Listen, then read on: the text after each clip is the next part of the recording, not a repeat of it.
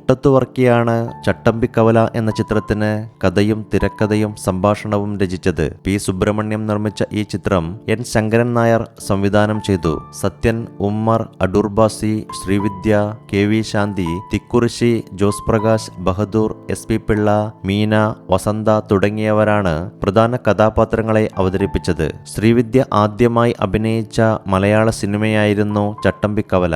സിനിമയിലെ സുന്ദരിയായ പുതിയ നായികയെ പൊതുവെ പ്രേക്ഷകർക്ക് ഇഷ്ടമായി. ചട്ടമ്പിക്കവലയ്ക്കു ശേഷം പി സുബ്രഹ്മണ്യം സംവിധാനം ചെയ്ത കുമാരസംഭവം എന്ന പുരാണ ചിത്രത്തിലെ ഒരു നൃത്തരംഗത്തിലും ശ്രീവിദ്യ അഭിനയിച്ചു. ശ്രീവിദ്യ ആദ്യമായി മുഖം കാണിച്ചത് ചട്ടമ്പിക്കവല എന്ന സിനിമയിൽ ആയിരുന്നില്ല.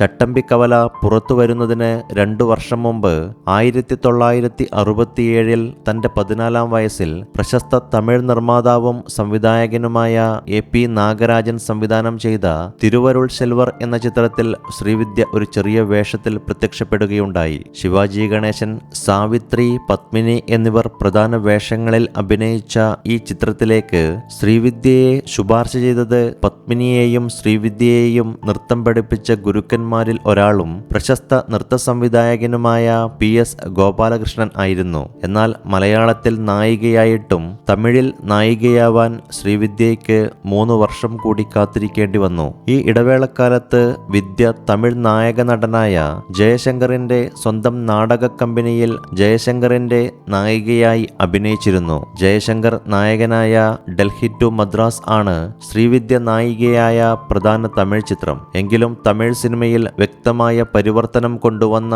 അപൂർവ പ്രതിഭാശാലിയായ കെ ബാലചന്ദ്ര സംവിധാനം ചെയ്ത 100 വെള്ളിവിഴ, ചൊല്ലതാൻ നിനൈക്കിറേൻ, അപൂർവ രാഗങ്ങൾ എന്നീ സിനിമകളിലൂടെയാണ് ശ്രീവിദ്യയുടെ പ്രതിഭ തമിഴ് സിനിമാ ലോകം ശരിക്കും മനസ്സിലാക്കിയത്. 100 എന്ന ചിത്രത്തിൽ ജയശങ്കർ നായകനും ലക്ഷ്മി നായികയുമായിരുന്നു. ശ്രീവിദ്യ അവതരിപ്പിച്ച മഞ്ജുള എന്ന കഥാപാത്രം പ്രതിനായിക സ്വഭാവമുള്ളതായിരുന്നു. എന്നാൽ ആ കഥാപാത്രത്തെ ഭംഗിയാക്കിയതുകൊണ്ട് ശ്രീവിദ്യയ്ക്ക് തുടർന്നുള്ള ബാലചന്ദ്ര ചിത്രങ്ങളിൽ പ്രധാന സ്ത്രീ കഥാപാത്രമായി പ്രത്യക്ഷപ്പെടാൻ ഭാഗ്യമുണ്ടായി. അപൂർവ രാഗങ്ങൾ രജനീകാന്ത് അഭിനയിച്ച ആദ്യ ചിത്രമാണ്. അധികം രംഗങ്ങൾ ഇല്ലെങ്കിലും ശ്രീവിദ്യയുടെ ഭർത്താവായിട്ടാണ് രജനീകാന്ത് അഭിനയിച്ചത്.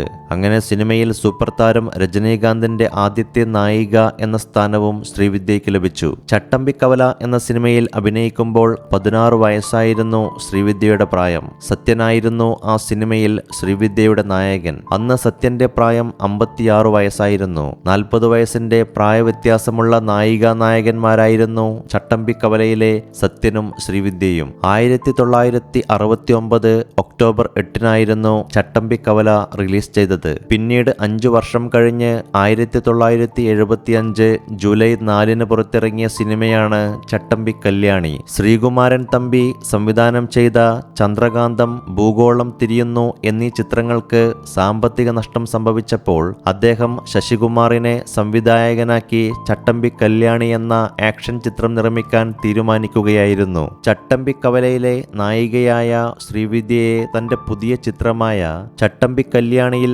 നായികയാക്കാം എന്നാണ് ശ്രീകുമാരൻ തമ്പി വിചാരിച്ചത്. ശ്രീവിദ്യയ്ക്ക് ആകർഷകമായ മുഖവും അല്പം തടിച്ച ശരീരവുമാണുള്ളത്. ചട്ടമ്പി എന്ന പേരിന് യോജിച്ച ശരീരം. എന്നാൽ സംവിധായകനായ ശശികുമാറും നായകനായ പ്രേംനസീറും ആ കഥാപാത്രം ലക്ഷ്മി ചെയ്യുന്നതിനോടാണ് യോജിച്ചത്. അങ്ങനെ ലക്ഷ്മിയായിരുന്നു ചട്ടമ്പിക്കല്യാണിയിൽ നായികയായത്.